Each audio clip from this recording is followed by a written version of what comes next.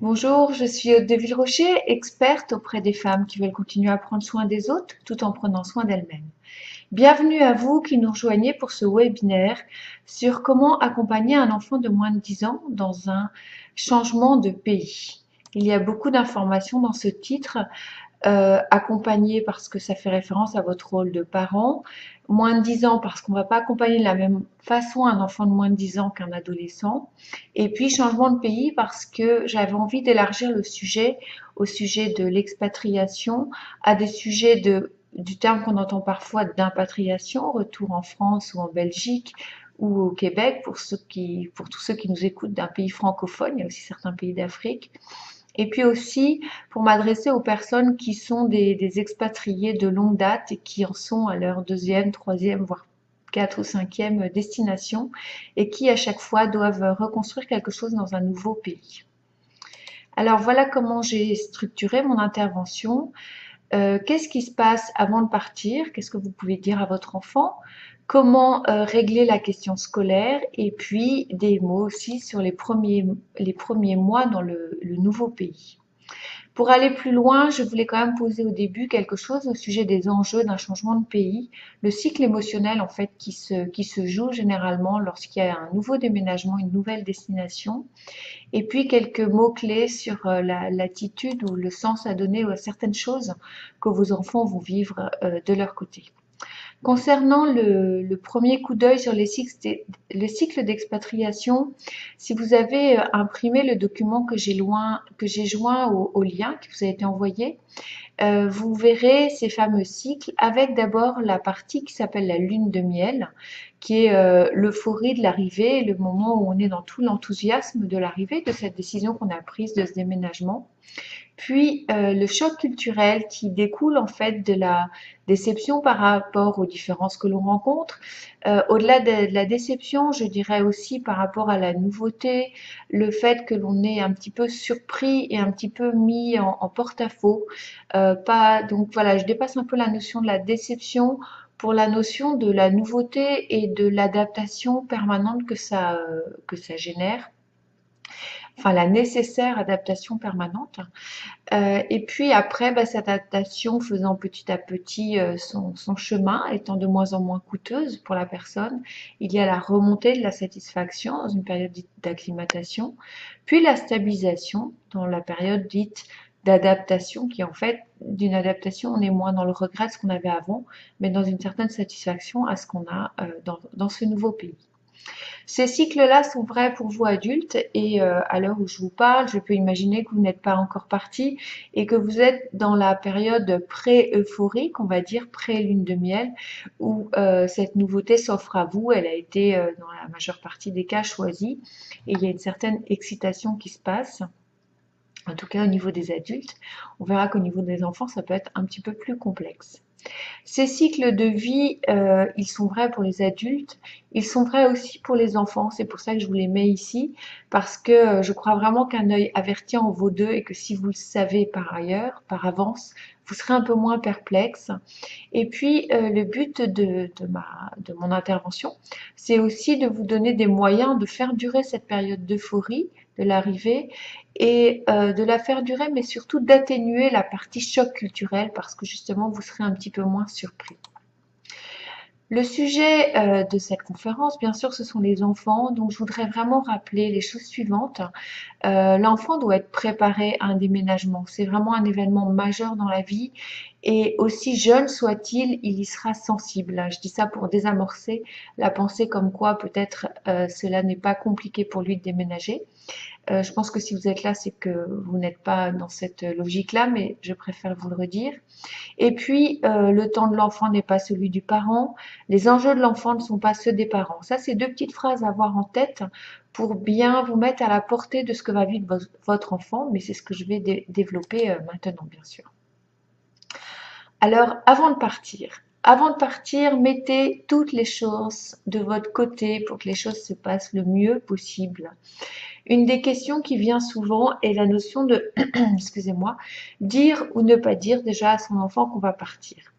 Parfois, en croyant préserver son enfant, les parents préfèrent ne rien dire à l'avance. Alors, qu'est-ce qui va se passer le jour où vous allez parler à votre enfant? Dans un cas, l'enfant n'aura vraiment rien vu venir et ce sera un tsunami qui lui arrivera sur la tête. Je précise quand je dis de ne rien dire à l'avance, c'est très en amont de l'action du déménagement en fait.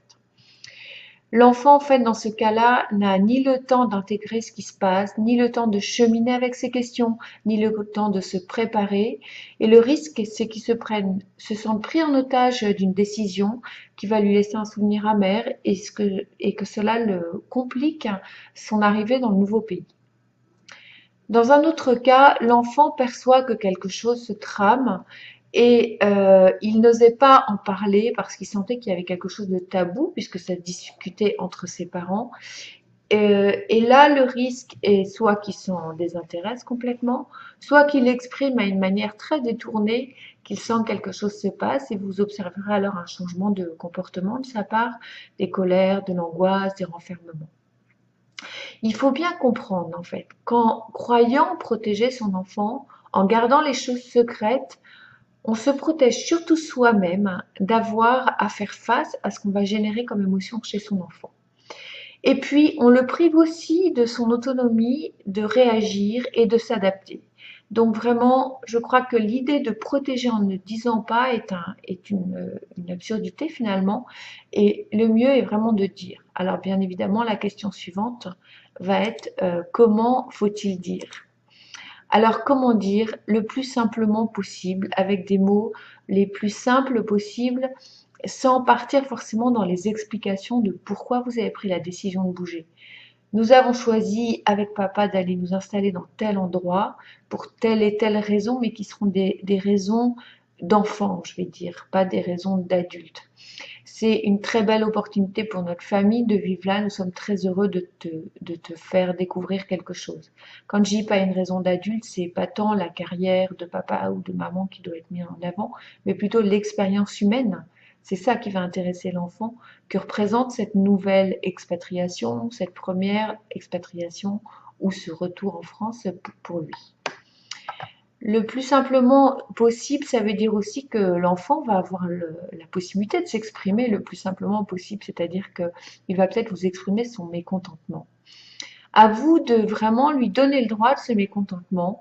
Nous comprenons que ce n'est pas évident pour toi. Veux-tu que nous en parlions? Qu'est-ce qui te préoccupe? Si tu n'as pas de questions maintenant, mais que tu en as plus tard, bien sûr, nous sommes à votre disposition. Nous sommes à ta disposition.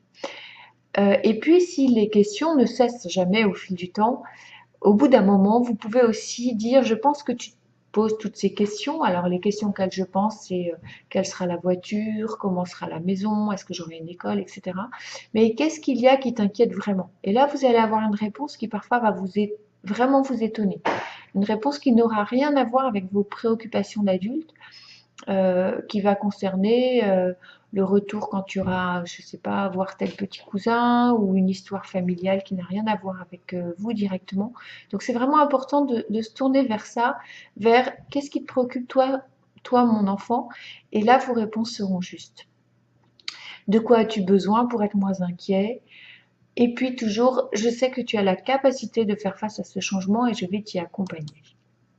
Quand annoncer ce déménagement à votre enfant? Alors l'idéal, je trouve, c'est 3 mois. 3 mois, c'est un délai suffisant parce que c'est un délai qui est relativement long, mais c'est surtout 3 mois pour dire qu'il y a ce projet en fait. Si 3 mois avant le départ, vous dites nous allons partir, c'est dans une éternité pour l'enfant. Moins pour l'enfant de 10 ans que pour le tout petit enfant, on le verra tout à l'heure, mais c'est quand même dans très longtemps. Donc je vous invite vraiment à dire les choses progressivement. Dans 3 mois, on peut dire, bah voilà, nous avons ce projet-là, nous avons fait une demande, nous n'avons pas encore la réponse. Et puis 2 mois auparavant, maintenant oui, nous savons que ça va se faire, nous ne savons pas exactement où, les conditions, la date. Et puis dès que vous avez l'information, un mois auparavant par exemple, donnez beaucoup plus de détails. Parfois, il y a beaucoup d'inconnus, je le sais parce que certains d'entre vous ont précisé qu'ils ne savaient pas ce qui les attendait dans un mois. Bah, ça aussi, c'est quelque chose qui peut se dire avec l'enfant parce que de toute façon, vous n'arriverez pas à garder le secret sur cet inconnu parce que ça a tellement de conséquences sur la vie familiale qu'il y ait un déménagement ou non que le mieux là aussi, c'est de dire clairement pourquoi on ne sait pas, mais toujours finir par l'idée que quelle que soit la décision, on sera en mesure d'y faire face et de trouver des solutions adaptées à l'enfant. Je reviens quelques instants sur la particularité du très jeune enfant. Un enfant, par exemple, en dessous de 2 ans, 2 ans et demi, 3 ans pour certains, c'est des enfants qui ont un accès au langage assez particulier. Ils ont du mal à dire les choses eux-mêmes, enfin au moins jusqu'à 2 ans. Mais en même temps, ils ont une compréhension assez fine de ce qui se dit, bien sûr. Donc je trouve, et même les petits bébés, hein, je mets vraiment tout le monde dans ce lot-là. Je vous invite à leur en parler, à dire les choses, mais ne pas trop leur en parler, ne pas donner trop de détails. Parce que finalement, en donnant trop de détails, en fait, je crois que vous parlez de vos peurs que l'enfant ne le prenne pas bien, et vous lui demandez de gérer une émotion qui est trop forte pour lui. Donc, n'oubliez pas que son temps n'est pas le mien, que un mois est une durée vraiment extrêmement longue pour un enfant si jeune, surtout si vous le rapportez au nombre de mois que constitue sa courte vie. Et donc, je ne suis pas pour créer le secret, mais je suis pour ne pas en dire trop, c'est-à-dire trop tout le temps, tous les jours. L'enfant a besoin de savoir, mais il n'a pas besoin de savoir tout. Le risque, en fait, c'est vraiment, sous prétexte de l'informer, de vouloir faire taire votre propre culpabilité. Donc, votre discours sera beaucoup moins aisé. Et puis, vous serez dans la recherche d'une acceptation de sa part qu'il n'est pas forcément en mesure de vous donner, mais j'y reviendrai tout à l'heure. À cet âge-là, c'est vraiment la sécurité intérieure de l'enfant qui se cantonne à la stabilité familiale. C'est vraiment de ça dont il a besoin, de savoir qu'il y aura une stabilité et que donc il peut être en sécurité. Ça me permet d'insister sur les besoins de votre enfant. De quoi votre enfant a-t-il besoin? De quoi votre enfant n'a-t-il pas besoin? Les besoins de votre enfant, et ça c'est vrai jusqu'à 10 ans, je dirais même que c'est vrai à tout âge, c'est de vous sentir solide, de sentir qu'il peut compter sur vous, de savoir bien sûr que toute la famille part ensemble, ou que même si par hasard il y a des séparations géographiques, le lien existe et que la particularité de cette séparation est bien prise en compte. Un enfant plus jeune a besoin de savoir que son doudou, ses jouets, ses affaires sont du voyage. Il a besoin d'entendre que le départ n'est pas définitif, qu'il reviendra en vacances. Il a besoin de savoir qu'il va retrouver une chambre, une école, des copains, des activités. Il a besoin de savoir qu'en fait, que s'il change de lieu, ses besoins à lui, son rythme, resteront autant préservés que possible dans ce nouveau lieu et que vous en avez conscience et que c'est important pour lui, c'est aussi important pour vous. À ce stade-là, avant le départ, je vous invite vraiment à insister sur ce qui va être semblable et pas sur ce qui va être différent. Le différent sur des jeunes enfants, c'est quand même très abstrait, éventuellement très inquiétant.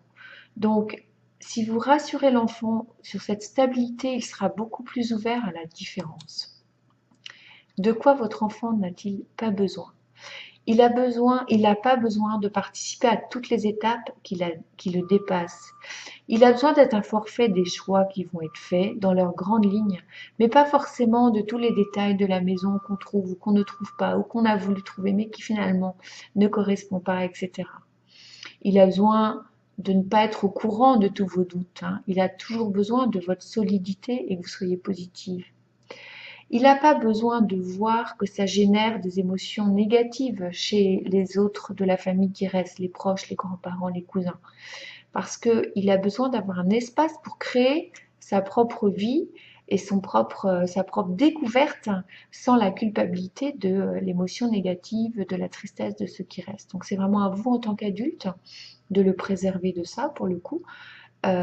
Quitte à dire aux personnes en question que vous ne pouvez pas, qu'ils ne peuvent pas porter cette tristesse de leur part, par exemple. Il ne faut pas non plus exiger de votre enfant qu'il montre son adhésion. Parce que finalement, il y a des enfants, dès que vous allez parler du déménagement, ils vont changer de sujet. Ça va être leur manière d'échapper au stress que cela leur représente. Alors ces enfants-là, moi, j'ai envie de vous dire, n'insistez pas pour qu'ils montrent qu'ils sont concernés, continuez à les prévenir des grandes étapes, mais n'attendez pas leur adhésion. Laissez-leur faire leur chemin à leur rythme. Ça peut être un peu frustrant pour vous et puis un peu inquiétant parce que finalement, vous demandez peut-être ce qu'ils pensent, Mais je pense que c'est aussi certains enfants qui sont beaucoup plus lents à admettre, qui vont du coup avoir bien pesé le pour et le contre et qui finalement vont être dans une des intégrations les plus aisées à l'arrivée. Donc vraiment, chaque enfant va prendre le chemin qui est le sien pour appréhender la nouveauté. C'est vraiment à respecter et à considérer comme un chemin qu'il prend et non comme une opposition, bien évidemment. Ensuite, le départ approche. Que faire avant de partir? Alors bien sûr, il faut se préparer. On peut préparer l'enfant d'une manière un petit peu indirecte. Je vous donne quelques petites choses qui sont possibles. Mettre des comptines ou la télévision dans la langue locale pour le familiariser avec des sons et des intonations qui vont être totalement nouveaux pour eux et qui pourraient être inquiétants. Je pense par exemple lorsqu'on arrive dans un pays d'Asie par exemple, où évidemment c'est pas la même chose que des pays de langue latine où on reconnaît un peu mieux les intonations. Donc familiarisez-le déjà avec les intonations et les sons, même si votre ambition n'est pas de lui apprendre la langue, mais juste que l'environnement sonore auquel il va être à nouveau, enfin, nouvellement confronté soit moins inquiétant pour lui. Ensuite, sans insister sur le fait que c'est parce que vous allez partir, adoptez avec lui une posture ouverte à la nouveauté dans tous les petits événements de votre vie qui va précéder votre départ, dans tous les petits événements des vacances. Toujours insister sur le positif d'une nouveauté pour lui apprendre à regarder les choses de cette façon-là. Donc, par exemple, nous allons chez un tel, on ne les connaît pas, mais ce sera sympathique de les découvrir. Je serais contente d'essayer ce nouveau sport aujourd'hui. Voilà, il faut vraiment que cela soit à la fois, cela peut vous paraître simple et un peu puéril, mais je pense que c'est vraiment une manière de distiller doucement des éléments, une façon de regarder la vie dont il a encore plus besoin dans la perspective de ce changement de pays. Ensuite, se préparer concrètement, c'est aussi montrer des photos de la nouvelle maison, de l'école, aller sur Google regarder le plan du quartier, rassurer son enfant de la pérennité des liens qui vont rester avec les personnes qui lui sont déjà familières, le laisser choisir ce qu'il veut emporter ou non, bien lui dire où sont laissées les choses qu'il laisse. Évidemment, l'idéal c'est que ce soit dans un endroit où il peut aller, où il sera amené à retourner, par exemple, pendant l'été, mais ça n'est pas toujours le cas. Avoir bien en tête qu'on laisse des choses, mais on ne les abandonne pas. Au contraire, on intériorise qu'on va revenir et qu'on les retrouvera. Intégrer aussi que donner des choses, ce n'est pas tant s'en délester que de faire un cadeau et donc être dans le lien avec des personnes auxquelles on tenait, par exemple. Une famille que je connais avait créé un calendrier de l'Avent, une forme de calendrier de l'Avent avec tous les jours avant la fameuse date du départ, donc avec une ouverture de ce calendrier tous les jours. Donc ça, je pense qu'il y a des enfants pour qui c'est très utile, hein, qui sont des visuels et qui ont comme ça un repère très précis. Prévenez bien qu'il y a des choses inattendues qui vont se passer, mais que vous avez déjà pensé à des solutions et que tout est là en fait vraiment pour qu'il soit dans l'assurance que les choses sont prises en main et qu'il ne sera pas seul dans la nouvelle vie qu'il va rencontrer. Si vous le souhaitez, vous pouvez lui enseigner les rudiments de la nouvelle langue. Vous voyez, je le place à la fin de mes propositions parce que je sais que l'enseignement que l'enfant recevra avant le départ va être un enseignement assez scolaire qui va lui permettre de se familiariser un peu avec la langue. Mais finalement, lorsque les enfants sont plongés dans un bain de langue, c'est d'une manière très c'est comme un système en fait qu'ils apprennent. Ils apprennent pas à identifier tout de suite les mots. Et donc, l'intégration de la langue passe par un canal complètement différent de ce qui se passe lorsqu'on a des cours plus scolaires, de grammaire, de vocabulaire. Donc, les rudiments que vous lui donnerez seront des petits points de repère qui vont un petit peu l'aider au début, mais c'est pas ça qui va lui permettre vraiment de parler. Ce qui va lui permettre de parler, c'est son acquisition à l'oral de la langue par le bain dans lequel il va être baigné. Le départ. Je vous invite vraiment à réfléchir avec lui à un petit rituel qui va le rassurer sur le fait que partir, déjà, ce n'est pas disparaître à tout jamais, qu'on peut laisser un lieu sans en perdre la mémoire et en gardant en soi la richesse de ce que l'on y a vécu. Un enfant jeune a donc une notion du temps qui est limitée, donc il a bien besoin de ses repères, bien sûr. Ensuite, dire au revoir, ça peut être au cours d'une fête d'amis, ça peut être des cadeaux qu'on donne, des cartes qu'on écrit. Avoir sa propre valise, même une valise toute petite dans l'avion, rend votre enfant acteur de ce qui lui arrive.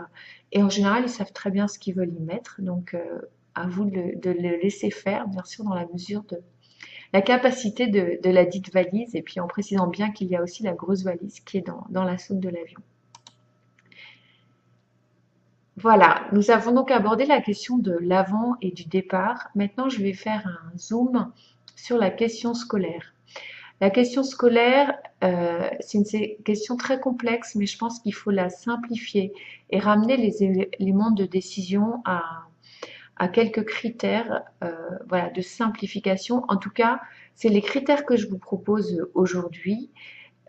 J'ai eu 2 expériences d'expatriation, une en Allemagne et une aux États-Unis. Il y a donc beaucoup de pays que je ne connais pas, dans lesquels je n'ai pas vécu, donc je vous laisse le soin d'adapter ce que je vais vous dire à ces pays et à la réalité de ce que vous allez rencontrer sur place. Parce qu'évidemment, je parle de la question scolaire et du choix à partir du moment où il y a des choix possibles, évidemment. Alors, dans les choix, il y a déjà l'existence ou non d'un système francophone.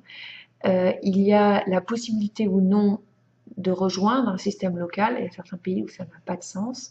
Et puis, il y a la possibilité ou non d'avoir un système anglophone ou international. Donc, il y a vraiment plusieurs possibilités. Alors, choisir un système scolaire, je vous invite à prendre en compte les 3 cas de figure suivants. C'est ce sur quoi je me suis basée.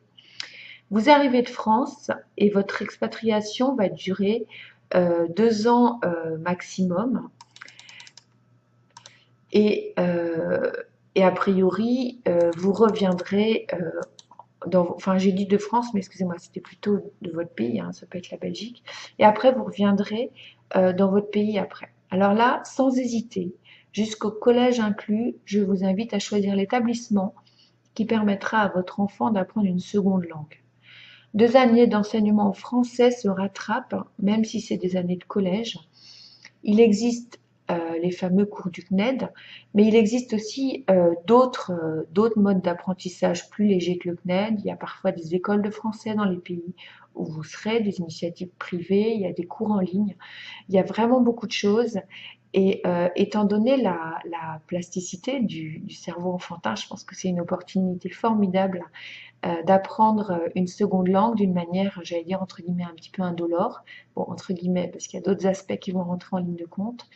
Mais voilà, vraiment pour une expatriation courte, avec un retour dans votre pays d'origine, je vous invite vraiment à faire ce choix-là.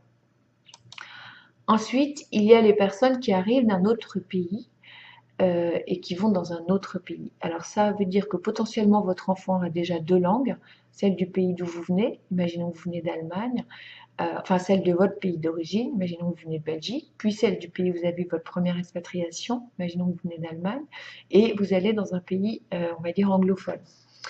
Alors, ça devient un peu plus compliqué pour les parents, et j'ai vu des parents qui hésitaient en se disant, je ne peux pas imposer à mon enfant une 3e langue. Alors là aussi, si vous êtes dans des durées d'expatriation assez courtes, euh, je vous invite à tenter la 3e langue, évidemment. Enfin, je dis évidemment là aussi par rapport à la plasticité du cerveau de l'enfant. Ce ne sera pas forcément évident pour lui, ça va être assez exigeant et parfois c'est des enfants qui mettent plus longtemps à acquérir cette langue et à se remettre à parler avec aisance. Oui, mais l'investissement et le jeu, je pense, en valent largement la chandelle. Parallèlement à ça, à cet effort hein, que vous allez demander à votre enfant, on va revenir sur comment l'accompagner dans quelques minutes, mais parallèlement à cet effort, il va falloir savoir relâcher la pression, peut-être sur les résultats scolaires pendant un certain temps, sur l'apprentissage de la grammaire française pendant un certain temps, et utiliser d'autres biais pour préserver la seconde langue, qui vont être les biais bien sûr de le canal de la télévision, par exemple, enfin la télévision ou des films dans la langue. Mais en tout cas, je vous invite quand même à faire le choix de cette 3e langue.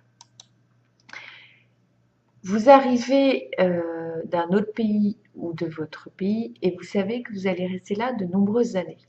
Alors ça, c'est un peu différent parce que l'enjeu n'est plus seulement l'acquisition de la langue, il est l'intégration dans une nouvelle culture. Alors quand j'ai plusieurs années, ça peut être évidemment 4-5 ans, mais d'une certaine façon, c'est encore une durée relativement courte. Mais parfois, il y a des installations sur 10 ou 15 ans, donc là, on est vraiment dans une durée longue. Donc, je vous invite, enfin, là aussi, plein de choix sont possibles. C'est plus complexe que les deux situations précédentes.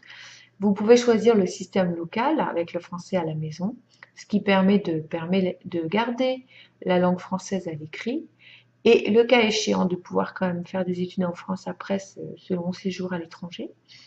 Vous pouvez choisir le système local sans français, mais il faut savoir que votre enfant est quand même en risque de perdre sa capacité à l'écrit en tout cas. Vous pouvez choisir le système français parce que vous savez que de toute façon votre enfant fera ses études en France, ou en tout cas lui il exprime de cette façon-là. Et dans ce contexte-là, à partir du moment où la durée du séjour va être longue, l'enfant apprendra quand même de toute façon la langue du pays dans lequel il est par d'autres biais que le choix scolaire. Donc ça vous permet de faire ce choix sans renoncer à l'acquisition de la langue. Et puis, toujours dans les périodes de bon séjour, il y a un mixte des deux. Par exemple, faire un primaire dans un système français afin d'acquérir les bases de la grammaire, enfin les bases même la grammaire et le vocabulaire, etc. Et puis revenir en collège pendant quelques années, puis à nouveau retour dans le système français en préparation des études en France, par exemple. Donc là, évidemment, chacun va être dans une situation différente, mais en tout cas, ce qu'il faut retenir, c'est qu'il faut faire un choix dans une perspective de longue durée et de projet de long terme, pour, surtout pour le cas où vous restez très longtemps dans un pays donné. Je fais un aparté comme tout à l'heure, mais cette fois sur la particularité des enfants très jeunes dans le choix soit de l'école, soit du système de garde, parce que dans certains pays, l'école commence qu'à 6 ans, il y a d'abord le système de garde.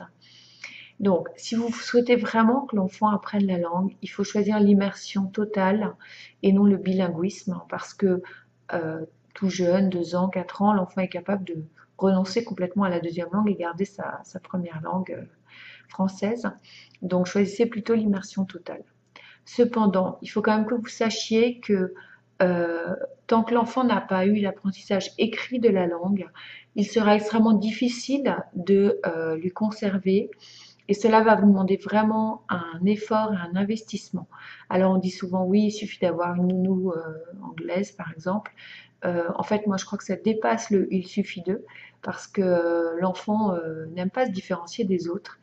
Et il est possible que rentrant en France, il n'ait qu'une envie, c'est d'oublier qu'il parle anglais ou qu'il parle allemand ou qu'il parle le chinois, j'en sais rien, toutes les langues possibles. Donc, du coup, ma façon de présenter les choses pour les enfants très jeunes, c'est que je pense qu'il faut privilégier le côté pratique. C'est vraiment très important parce que quand je dis le côté pratique, pour moi, c'est la proximité de votre lieu d'habitation, parce que c'est des enfants qui ne se déplacent pas seuls. Je vous apprends rien, mais parfois, je trouve qu'on l'oublie un petit peu quand on est dans la dynamique de ces changements et qu'on veut tout optimiser. Donc la proximité va vous permettre à la fois de ne pas avoir des temps de transport impossibles, à la fois d'avoir des laps de temps sans votre enfant suffisamment longs pour pouvoir faire quelque chose qui vous plaît en dehors de s'occuper de lui. Et puis ça va aussi favoriser le contact avec les autres familles et créer les relations avec les autres familles et faciliter les amitiés, etc. Donc pour des enfants très jeunes où il n'y a pas vraiment d'enjeu scolaire parce que on peut toujours récupérer un niveau scolaire jusqu'en primaire. Je vous invite à prendre le côté pratique et la proximité. Certaines personnes étant très attachées à tel ou tel choix de lieu de garde ou d'école vont bien sûr commencer par choisir ce lieu-là, puis choisir leur habitation. Donc ça, c'est hyper courant et c'est encore plus vrai, j'allais dire, quand on a des enfants en âge de scolaire ou lycéen, parce que la capacité de choix se limite en fonction des critères que j'ai énoncés tout à l'heure. Donc voilà. Juste retenez qu'il n'y a pas de risque de retard scolaire irrécupérable dans ces petites années-là. Et donc, ça vaut le coup d'être très concret et très pratique dans ses choix. Préparez l'entrée dans une nouvelle école et surtout dans une langue étrangère. Alors ça, je vais mettre mon focus là-dessus parce que Il ne suffit pas de dire à l'enfant ça va bien se passer pour qu'il soit rassuré. Alors ça c'est du vécu parce qu'en préparant ce webinaire, j'ai fait parler mon fils qui avait 9 ans lorsque nous sommes arrivés et il m'a dit textuellement papa et toi me disiez que ça allait bien se passer mais vous auriez jamais pu me rassurer comme ça. Donc je vous resserre cette phrase qui est pleine de bon sens parce qu'en fait dire à l'enfant ça va bien se passer, c'est mettre la possibilité d'adaptation à l'extérieur de lui. C'est le ça qui va bien se passer. Lui dire de quoi as-tu peur, que peux-tu faire pour désamorcer ta peur, comment peut-on t'accompagner, c'est le rendre acteur de ce qui va se passer. Et là, vous lui donnez beaucoup plus d'outils et beaucoup plus d'assurance. Alors, le préparer concrètement, ça veut dire quoi? Ça veut dire lui dire la vérité sur le fait que ce sera peut-être pas facile au début, qu'il ne se décourage pas de ça, mais que ça va s'arranger. Il ne faut pas lui dire tout va être facile parce que ce serait ne pas lui permettre de s'organiser à l'intérieur de la difficulté. Lui dire qu'il peut vraiment compter sur vous. Ça, c'est très important, que vous êtes là pour l'aider à sa demande. Faites-lui visiter, bien sûr, si possible, sa future école ou la garderie. Le plus il en sait avant le premier jour, le plus il sera rassuré. Dites-lui avec beaucoup de détails comment vont se dérouler les journées. Alors ça, vous ne le savez pas forcément avant de partir. Souvent, il y a des portes ouvertes dans les écoles. Et quand je dis avec beaucoup de détails, je pense au tout petit. C'est vraiment énormément de détails. Tu vas arriver par cette porte, tu dois aller dans telle salle. Madame X va venir vous chercher tous ensemble. Vous allez aller aux toilettes. Et puis après, vous allez poser votre manteau là, votre boîte de repas ici, etc., etc., etc. Pour ces explications, utilisez exclusivement du vocabulaire français. On a vite fait de glisser le mot, par exemple school bus, quand on est aux États-Unis, en disant à son enfant, oui, tu vas prendre le school bus. Sauf que l'enfant qui n'a pas un mot d'anglais, il n'a pas non plus le mot school bus dans son vocabulaire. Donc il va peut-être mettre 3 jours à comprendre, voire une demi-heure, mais c'est quand même un moment où il y aura un petit peu d'incertitude pour lui. Donc exclusivement du vocabulaire français et des choses très précises. Ces explications, elles ont pour but pas seulement de le rassurer, mais de lui permettre de savoir ce qu'il va avoir à faire, même s'il ne comprend rien de ce qu'on lui dit. Parce que vraiment, un enfant qui n'a pas un mot de la langue, c'est difficile à visualiser, mais ça veut dire que si on lui dit maintenant levez-vous de table, il ne le comprend pas. Donc il a toujours un temps de retard parce qu'il regarde ce que font ses camarades pour le faire. Et si vous l'avez bien indiqué comment les choses vont se passer, ben, il sera un peu moins en retard et ce sera beaucoup moins inconfortable pour lui. Le mieux, bien sûr, c'est qu'un autre enfant de sa langue soit dans la même école et lui explique au moins les premiers temps. Ça crée très souvent une amitié entre eux et c'est vraiment très aidant dans l'intégration. Mais il est bien évidemment que ça dépend de là où on est et il n'y a pas toujours un enfant de la même langue dans son école quand on arrive. Continuez aussi à préparer en informant l'enseignant de la situation particulière. Maintenant que c'est concret pour l'enfant, ce que ça veut dire être dans une langue étrangère, là vous pouvez l'accompagner dans l'apprentissage de cette langue. Je vous invite à prendre par exemple des livres ultra simples. Pourquoi ultra simples? Parce que même s'il a 9 ans, si vous prenez un livre de 9 ans, il va être perdu dans les structures de phrases qui vont être plus compliquées. Si vous prenez un livre très simple où c'est des phrases avec sujet, verbe, complément, là vous l'aidez vraiment parce que là il va vraiment commencer à prendre des repères. Ne vous souciez pas trop du côté nouvelle école. Je pense que c'est pas ce qui est le plus difficile pour les enfants. Ce qui est le plus difficile, c'est vraiment la langue et comprendre ce qu'il y a à faire parce qu'ils n'aiment pas du tout être en porte-à-faux vis-à-vis du groupe. Mais en même temps, les enfants arrivent à jouer ensemble même sans parler de la même langue. Donc le lien devrait se faire. Je parle encore une fois des enfants jeunes de moins de 10 ans. C'est différent avec les adolescents. Relâcher la pression sur les résultats scolaires. Parfois, on est tellement stressé en tant que parent à l'idée que l'enfant perde son niveau, ne soit plus de niveau lorsqu'il va revenir en France, par exemple, que dès le début, on met une grosse pression sur le scolaire. Je pense vraiment que le niveau scolaire se rattrape quand on est prêt à le faire et que rajouter cette pression sur le reste, ce serait un peu trop pour lui, ce serait, je pense, un peu trop pour vous aussi. Alors, pourquoi est-ce que si c'est important de tout expliquer? Je vous l'ai déjà dit, mais je le répète. Ne rien comprendre de ce que l'on vous dit est une chose, ne rien comprendre de ce que l'on doit faire en est une autre. Et justement, ça, c'est une difficulté que vous pouvez au moins en partie éviter. Les enfants se sentent très vite impuissants et détestent sortir de ce qu'il faut faire. En fait, ils ont peur d'être grondés, ils n'aiment pas se faire remarquer. Donc, autant que faire se peut, donnez-lui les clés sur ce qui est attendu de lui, même s'il ne comprend pas tout de suite ce qui lui est demandé. Vous éviterez aussi qu'il se décourage, et un enfant découragé n'est pas en très bonne posture pour faire l'effort d'adaptation qui est nécessaire pour lui dans son nouvel environnement. Dernière chose, ne laissez pas votre enfant croire qu'il ne veut rien car il ne comprend rien. Alors il ne vous l'exprimera certainement pas de cette façon-là, mais vous pouvez l'exprimer de cette façon-là. Ce n'est pas parce que tu ne comprends pas que tu n'es pas capable. C'est juste une question de langage et quand même derrière le langage de culture, c'est-à-dire d'approche et de façon de voir et d'exprimer les choses. Parce que c'est pas seulement une question de vocabulaire, la langue, vous le savez bien, c'est aussi une question de rentrer dans le mode de pensée, bien sûr, des autres. Donc, chaque situation est différente. Et si vous écoutez les expériences des uns et des autres, soyez surtout attentif à la situation de votre enfant, à votre situation, à la façon dont cette expatriation s'inscrit dans votre cursus de vie. Et enfin, reposez-vous la question tous les ans et selon chaque enfant.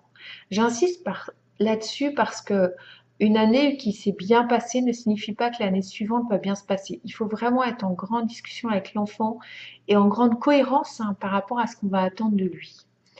Je m'explique par exemple, des enfants qui ont passé un certain temps dans un système et qui savent qu'ils vont repartir dans le système français. Il est probable que la dernière année, ils ne se sentent pas très concernés par le système dans lequel ils sont. Et il faut le prendre en compte dans le choix de rester ou non, de les accompagner d'une manière ou d'une autre. Voilà, donc reposez-vous la question tous les ans et pour chaque enfant. Même si la réponse est il ne faut pas bouger, ça vaut le coup de se poser cette question-là. On a réglé, entre guillemets, la question scolaire. Vous arrivez dans votre nouveau pays. On va considérer que le déménagement est bien arrivé, que vous avez vos valises, que tout va bien, que vous êtes dans votre nouvelle maison et que c'est le début de l'année. Vous êtes donc dans une phase lune de miel, mais pourtant le quotidien n'est pas forcément évident, même si vous êtes dans l'énergie de l'arrivée. Et c'est pour ça que je vais insister sur quoi faire. Quoi faire et de quoi avoir conscience. Alors je voulais dire qu'il fallait avoir conscience que les différences culturelles jouent aussi entre les enfants. Les jeux sont parfois les mêmes, mais la façon de s'aborder, de s'inviter, de s'intégrer est vraiment très variable. L'attente des uns par rapport aux autres est vraiment très variable, y compris chez les très très jeunes enfants. Alors il y a des choses qui sont très concrètes, les heures de repas ne sont pas les mêmes, la façon de concevoir un repas n'est pas le même, les sujets de conversation ne sont pas les mêmes parce que parler de telle ou telle série télévisée qui est très en vogue dans votre pays d'accueil ne sera pas forcément évident pour votre enfant. Pareil pour l'intérêt pour les matchs de sport, que ce soit, voilà, je pense au basketball ici, au football, au baseball, etc.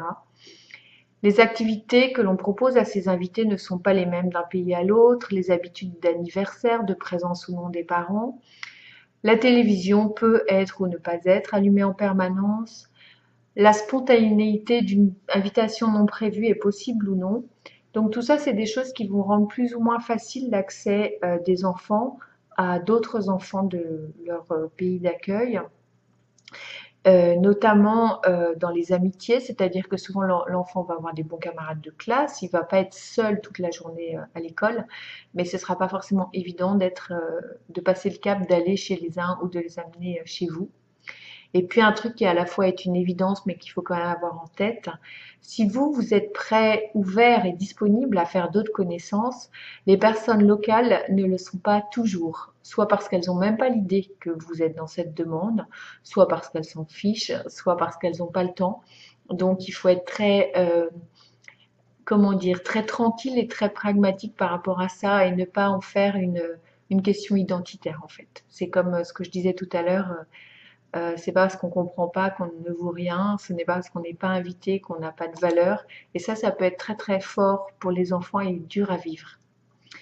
Voilà, donc il faut comprendre que tous ces petits détails là que j'ai indiqués, hein, d'horaire, de repas, d'activités chez les uns chez les autres, peuvent tout à fait déstabiliser votre enfant et le rendre assez vulnérable. Donc votre rôle de parent, c'est vraiment d'expliquer les choses les plus simples de votre point de vue à votre enfant, parce qu'il n'a pas votre regard sur les choses, il voit pas beaucoup plus loin que son environnement immédiat et il peut pas tellement relativiser ce qui se passe. Donc en lui expliquant, vous lui donnez des clés, vous choisissez ensemble des moyens d'action pour s'adapter. Comprendre votre enfant au quotidien, ben, c'est ce qui va vous permettre d'avoir des réponses justes. Donc considérez que des choses insignifiantes pour vous peuvent être vraiment très signifiantes pour lui. Que par exemple, habiter une maison au lieu d'un appartement et de se faire réaliser que l'on peut jouer dehors, ça peut être nouveau et un peu déstabilisant. Là aussi, c'est un exemple vécu qui m'a surprise. C'est ce que m'a dit mon fils de 9 ans aussi. Habiter à la campagne et plus en ville. Ne plus avoir aucune autonomie de déplacement, alors qu'on allait par exemple acheter le pain tout seul et de plus pouvoir le faire. Se retrouver seul dans sa chambre alors qu'on était avec son frère ou sa sœur. J'ai vu beaucoup de familles un peu désarçonnées parce que, alors qu'il y avait une possibilité d'une chambre par enfant, les enfants refusaient d'être séparés, par exemple. Donc, bien sûr, il y a un dialogue à créer et puis peut-être respecter qu'ils soient ensemble et qu'il reste une chambre vide. Ma foi, les choses vont évoluer, l'âge de l'enfant va aussi, enfin, il va continuer à grandir, à avoir des aspirations différentes. Ne plus trouver les mets habituels sur la table pour le repas. Ça peut être quelque chose d'assez difficile, même si vous essayez de vous rapprocher au maximum de ce que vous connaissiez, ça peut être difficile d'avoir un peu des nouvelles saveurs. Se mettre à aller voir très souvent des inconnus. Alors je fais quelque chose qui est un peu un clin d'œil, mais qui est quand même, je trouve, est important et significatif. C'est que parfois, en tant que parent, on a quand même envie de dire à son enfant, allez, dis bonjour à la dame. Or, l'enfant, il n'a pas du tout envie de dire bonjour à la dame, parce que la dame, il ne sait pas qui c'est, il n'a aucune attache avec elle. Et si vous, vous savez que cette personne vous a accueilli avec beaucoup de gentillesse, vous a beaucoup aidé, lui, c'est pas tellement son lien. Donc, moi, je suis vraiment pour l'idée de laisser du temps à l'enfant. Ok, dis bonjour à la dame, et puis je trouve encore mieux que ce soit la dame qui dise bonjour dans ces cas-là, parce que votre enfant va apprendre petit à petit et en cohérence avec lui-même. C'est pas du laxisme, hein, c'est juste respecter l'idée qu'on lui demande finalement pas mal d'efforts d'un coup et qu'il y a des choses sur lesquelles on peut lâcher sans que ce soit d'une très grande gravité. Comment l'aider au quotidien? Comment aider votre enfant face à ces nouveautés? Écoutez, écoutez, écoutez. Écoutez avec vos oreilles, avec votre intuition, avec votre corps. Sentez les crispations qu'il y a ou qu'il n'y a pas. C'est vraiment des périodes qui nécessitent que vous mettiez de côté vos propres doutes, en tout cas en présence de l'enfant. On n'est pas des surhommes, des surfemmes, on a soi-même des doutes, mais il y a vraiment cette image de solidité qui est importante à donner à son enfant. Donc, je vous invite à mettre de côté, à couper un peu les choses en deux lorsque votre enfant est là ou n'est pas là. Donnez-lui du temps et par exemple, ne lui demandez pas tous les jours, ça y est, ça va mieux? Parce qu'en fait, ça lui mettrait une sacrée pression, parce que ça va pas forcément aller mieux d'un jour à l'autre. Ce qui va souvent se passer, c'est que ça va aller pas très bien, par exemple. Là, je suis en train de souligner les moments où c'est plus difficile, hein. Donc ça va aller pas très bien. Et puis un jour, l'enfant va réaliser que ça y est, ça va bien. Mais ça va être tellement progressif et très inconscient qu'il ne saura pas vous dire oui, oui, ça va mieux, oui, ça va mieux. Non, d'un seul coup, ça ira mieux. Et le délai est variable selon les enfants. C'est plus constructif de lui poser une question plus ouverte que le ça va mieux qui induit qu'il faut répondre oui ou non. Où est-ce que tu en es aujourd'hui? Est-ce que tu as besoin de quelque chose? Qu'est-ce qui pourrait t'aider? Toujours lui donner la parole parce qu'il sait quand même beaucoup lui-même, l'enfant. Et si vous lui donnez le moyen de dire lui-même, il le fera. Donc ce sont vraiment des questions ouvertes qui permettent toutes les réponses et votre enfant sait souvent ce dont il a besoin. S'il se plaint, laissez-le se plaindre, en tout cas au début. Et puis petit à petit, amenez-le à regarder les choses autrement.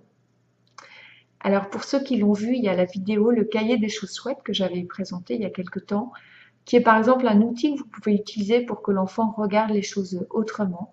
c'est-à-dire que tous les jours, il porte un peu d'attention aux choses qui se sont bien passées dans sa journée et pas seulement aux choses qui se sont mal passées dans sa journée. Comment l'aider au quotidien? Évidemment, c'est aussi être présent à tous ses retours d'école, dans la mesure du possible. Un certain nombre d'entre vous travaillent et n'auront pas cette possibilité-là, mais ça me semble quand même important de le souligner. Enregistrez bien qu'être plongé dans une langue étrangère toute la matinée ou toute la journée est super exigeant et super fatigant. On l'oublie parce qu'on dit c'est un enfant, il ne se rend pas compte. Mais en fait, non, c'est exigeant, c'est fatigant. Donc il faut un peu s'armer de patience quand il va lâcher les vannes chez vous, décompresser, de l'effort qu'il aura fait pour comprendre ce qu'on lui dit, de l'effort qu'il aura fait pour se comporter comme il faut, de l'effort qu'il aura fait pour aller vers des gens qu'il ne connaîtra pas beaucoup. Mais il faut lui laisser le temps, il a besoin de souffler. C'est pas contre vous, c'est pas une agression, c'est juste un besoin. Il va être peut-être physiquement fatigué, il va peut-être adapter son rythme de sommeil, dormir beaucoup plus qu'avant. Ok, prenez-le comme une période de transition. Vraiment, là, je suis en train de vous parler d'une période de transition et c'est important de l'avoir en tête parce que qui dit transition dit qu'il y a un avant et qu'il y a un après. Donc là, on est en train de mettre le focus sur le pendant qui se situe entre l'avant et l'après. Et respectons bien le rythme de chaque enfant. Et chaque enfant de la fratrie ne réagira certainement pas pareil. Mais vous, vous avez à être alerté des signaux que vos enfants vont vous envoyer. Prévoyez toujours un temps de jeu avant de se replonger dans le scolaire.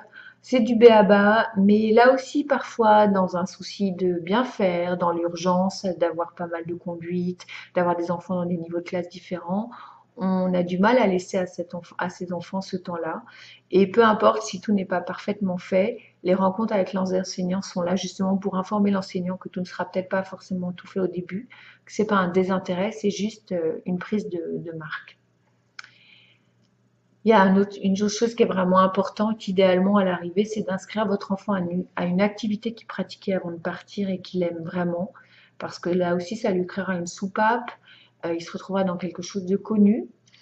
Mais j'insiste aussi sur l'aspect pratique, parce que justement, dans le désir de l'arrivée, de faciliter au mieux l'intégration de l'enfant, on prend parfois des engagements de conduite qui s'avèrent vite ingérables et qui, dans l'année, vont devenir lourdes et créeront quelque chose de très, comment dire, enfin le résultat recherché sera plus du tout obtenu à cause de cette lourdeur pratique.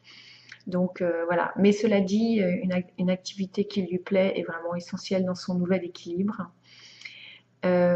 Pour l'intégration, ben, bien sûr, aller rencontrer les maîtresses, si c'est possible, faites du bénévolat dans l'école, invitez les autres enfants. Vous comprendrez encore mieux ce que votre enfant vit et où est-ce qu'il a besoin éventuellement de soutien. Et vous comprendrez encore mieux la façon dont il faut le féliciter pour son intégration, puisque vous saurez un peu là aussi ce qu'il a vécu. Et ça me paraît important. Ne vous inquiétez pas pour autant si votre enfant n'a pas l'air d'avoir de copains. Il y a vraiment ce gap culturel qui existe. Euh, Après, il peut y avoir aussi des enfants qui en ont assez de ne pas pouvoir exprimer ce qu'ils ont envie de dire. Ils se rendent compte qu'ils ont acquis suffisamment la langue pour bien comprendre ce qui est attendu d'eux, mais ils n'osent pas se lancer. Donc il y a un petit truc tout simple, je trouve, c'est par exemple de trouver un professeur à la maison. Alors je dis professeur parce que c'est le mot usuel, mais en fait c'est surtout une personne de la langue qui va parler avec lui et jouer avec lui et lui faire prendre conscience par ce moyen-là qu'il sait dire des choses et qu'il peut jouer et échanger. C'est pas une personne qui est là pour lui faire de la grammaire. C'est vraiment une personne qui est là pour qu'il, dans un environnement là aussi très bienveillant et de un one-to-one, on dit en anglais, mais de un pour un, il peut se lancer et du coup ça va débloquer très aisément cette angoisse de parler à l'école. Alors, il y a un petit truc, très petit truc de maman, hein, mais préparer des aliments auxquels ils sont habitués. Je l'ai dit tout à l'heure, mais je trouve ça très important. Et dans cette perspective, je vous invite vraiment à mettre dans vos valises des produits de base qu'ils connaissent bien et qui seront tellement contents de retrouver. Alors, ces produits de base, ça va peut-être être la purée mousseline, ça va peut-être être des BN, ça va peut-être être des Princes, ça va peut-être être des bonbons Haribo. Les gens qui sont aux États-Unis souriront parce que les bonbons Haribo aux États-Unis, c'est une denrée rare et quand même importante pour les Français. Mais voilà, c'est des petits aliments basiques et à garder précieusement et à sortir un peu comme des madeleines de Proust quand vous sentirez que le moral chute un peu, que ça devient un petit peu dur. Et voilà, c'est à la fois c'est un petit clin d'œil et en même temps, je pense que c'est des supports intéressants pour vous. Ensuite, l'aider au quotidien, c'est lui permettre de garder des liens avec les personnes en France. Donc évidemment, il y a Skype, il y a le moyen de se téléphoner, mais tout ça est assez preneur de temps et souvent il y a des problèmes de décalage horaire qui font que c'est difficile avec en plus les contraintes des horaires scolaires.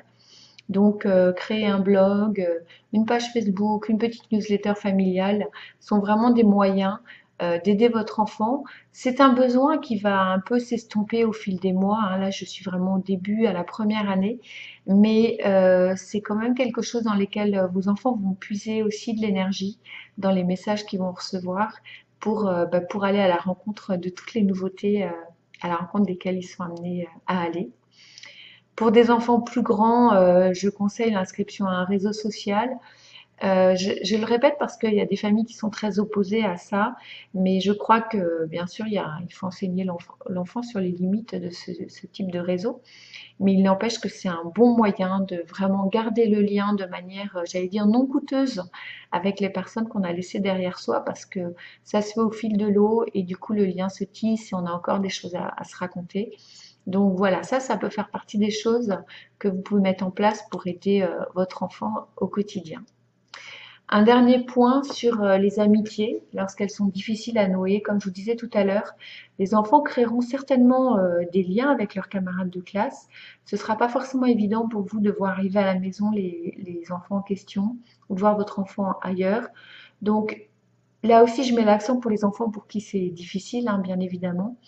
Mais choisissez avec lui des solutions pour que son besoin amical soit comblé. Tournez-vous vers votre communauté de cœur qui va être par exemple les autres personnes de même nationalité que vous, parce que ça va être un repos pour lui, ça va être même un repos pour vous, hein. Mon thème n'est pas celui des adultes, mais ça compte aussi beaucoup pour les adultes. Inscrivez éventuellement votre enfant à une activité avec des Français, par exemple, même s'il est à l'école locale ou anglophone, ben, inscrivez-le à une activité proposée par l'école française. Ce sera une petite soupape, un moment où il pourra dire tout ce qu'il a envie de dire, où il pourra rire sur le même humour que ses camarades, avec une compréhension mutuelle plus immédiate, aisée, plus naturelle en fait. Favorisez les contacts même avec un seul copain français, s'il y en a même qu'un seul, ça fera du bien à tout le monde.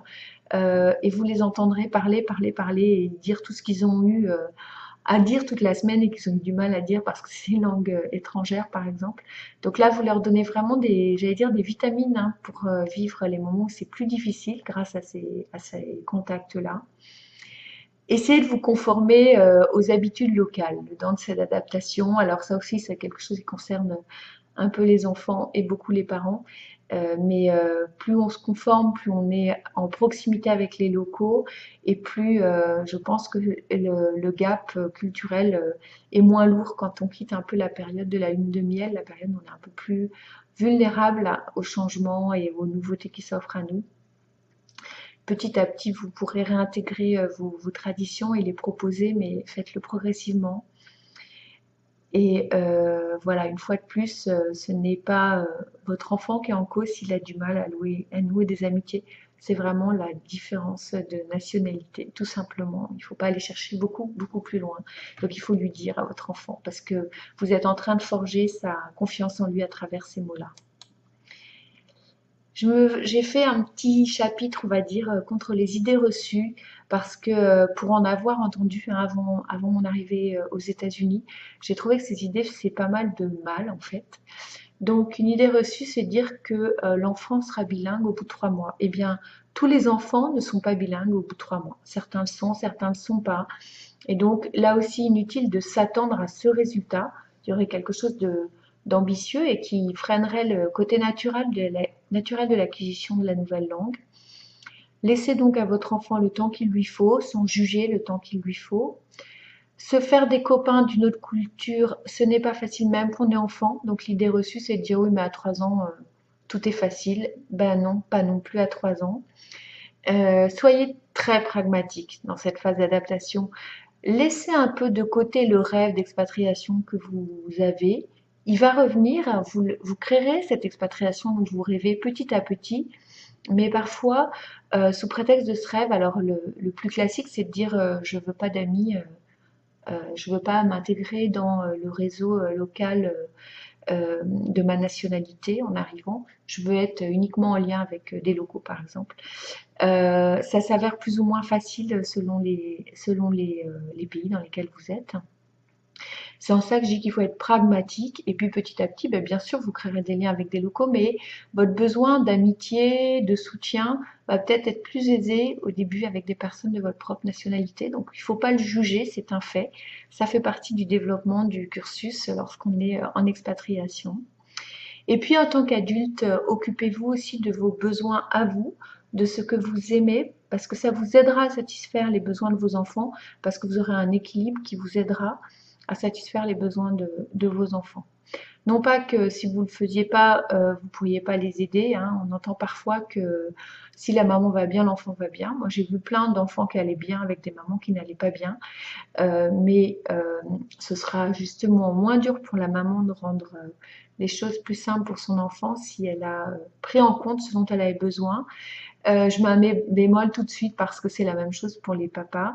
Alors je devrais dire ce sera moins difficile pour l'adulte qui s'occupe des enfants au long cours de bien, quand j'ai au long cours, je voulais dire le plus de temps dans la semaine, de bien répondre à leurs besoins si lui-même a un certain équilibre et une certaine satisfaction. Ce sera moins coûteux en fait en énergie émotionnelle pour lui. Même si c'est difficile, faites attention quand même. Une petite mise en garde de psychologue, mais n'associez pas toujours les difficultés de votre enfant à votre déménagement et ne passez pas à côté d'autres difficultés. On a tendance parfois à croire que c'est parce qu'il y a deux cultures que l'enfant est dans telle ou telle difficulté et passer à côté de choses plus importantes. Et c'est dommage. Donc voilà, c'était juste une petite alerte dans votre façon de regarder les situations. Si au bout de quelques mois, 8, 10 mois, un an et demi, votre enfant est toujours mal, il est fort probable que sa difficulté n'est pas seulement liée au changement de pays, mais aussi à une autre chose qui lui est propre. J'espère vraiment avoir répondu à beaucoup de vos questions, hein. Nous sommes là actuellement, ce n'est pas un direct en enregistrement, donc je laisserai les questions par ailleurs. Mais je voudrais quand même présenter l'offre spéciale webinaire que j'ai créée pour répondre aux besoins que je sais que vous pouvez rencontrer lors de votre changement de pays.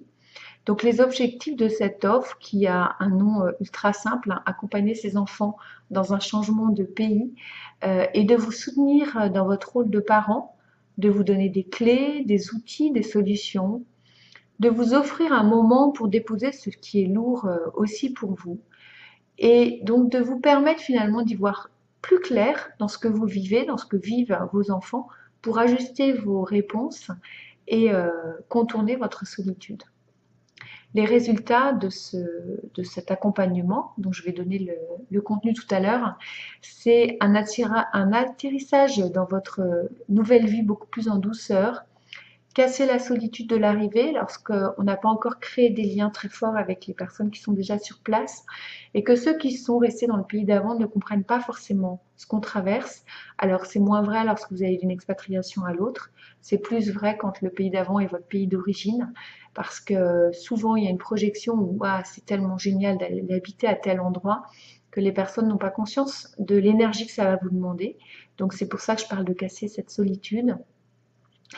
Les résultats, c'est aussi d'avoir une meilleure compréhension de ce que vivent vos enfants, une meilleure intégration et finalement un épanouissement plus à l'image de ce que vous attendez de votre nouvelle vie que peut-être vous pouvez avoir si vous êtes un peu noyé dans les difficultés. Alors c'est pourquoi cet accompagnement se situe sur une période assez longue.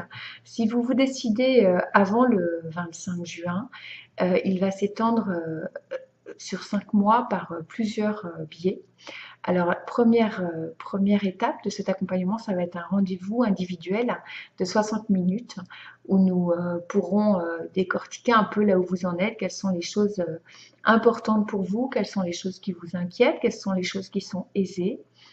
Puis, vous serez amené à rejoindre, enfin invité à rejoindre un petit groupe Facebook exclusivement réservé aux clients de ce forfait, où vous pourrez au fil de l'eau, et ce durant tout l'été, c'est pour ça que c'est sur 5 mois, poser les questions qui vont se poser à vous, partager peut-être les doutes, les interrogations, euh, et vous bénéficierez ainsi de la dynamique du groupe, des réactions des uns et des autres, mais surtout, je serai là en tant que experte en fait pour apporter les éléments qui pourraient vous aider à contourner vos difficultés. Donc avec un rôle qui dépasse le rôle de modératrice, puisque c'est vraiment le rôle au contraire d'expertise, de bien répondre à vos besoins, de vous aider à faire tomber des peurs s'il y en a, de se réjouir aussi de ce qui sera facile, de trouver des idées d'outils lorsque ce sera nécessaire. Et puis, lorsque vous serez, on va dire, arrivé, un peu plus installé dans votre nouveau pays, je vous propose un rendez-vous mensuel en septembre, octobre et novembre, c'est-à-dire pendant 3 mois. Pendant cette période, vous serez toujours dans ce groupe Facebook ultra privé, mais il y aura aussi ces rendez-vous individuels où on pourra faire le point ensemble et voir vous accompagner pour ce qui sera nécessaire. Pourquoi une durée de 5 mois? Parce qu'il y a l'avant qui est inclus, et puis parce que je pense que c'est les 3 premiers mois où les choses sont le plus agitées et nécessitent le plus d'attention pour que la suite se passe bien, parce que vous aurez moins brûlé votre énergie que si vous êtes trop laissé seul avec vous-même. Euh, voilà pour ce qui est compris dans cet accompagnement. Je vous invite aussi à bénéficier donc de l'offre spéciale webinaire, puisque je vous propose ça au prix de 535 € au lieu de 775, et les 2 mois supplémentaires d'accès en fait au groupe Facebook, c'est-à-dire d'accès à un soutien psychologique en continu et à l'énergie d'être en lien avec d'autres personnes exactement dans une situation identique à vous-même. Pour en savoir plus, rendez-vous bien sûr sur le site de Soignants dans le Monde, www.soignantsdanslemonde.com. Vous pouvez y prendre un rendez-vous gratuit avec moi et on fera connaissance et on établira ensemble les premières choses à poser pour que déjà les choses commencent à bouger pour vous. Et puis, à l'issue de ce rendez-vous, vous pourrez décider de prendre la suite avec l'accompagnement qui s'appelle donc Accompagner ses enfants dans un changement de pays. Je suis vraiment ravie d'avoir discuté avec vous, d'avoir pu partager mes observations et mes expertises sur les questions que probablement vous vous posez. Et je vous souhaite vraiment un excellent voyage et rassurez-vous du bien fondé de votre décision d'expatriation pour vos enfants parce que vous leur donnez une chance extraordinaire d'ouverture et d'élargissement de leur esprit. Je vous dis vraiment à très bientôt et avec le plaisir de vous voir soit sur ma page Facebook, soit lors d'un rendez-vous gratuit. Au revoir à tous.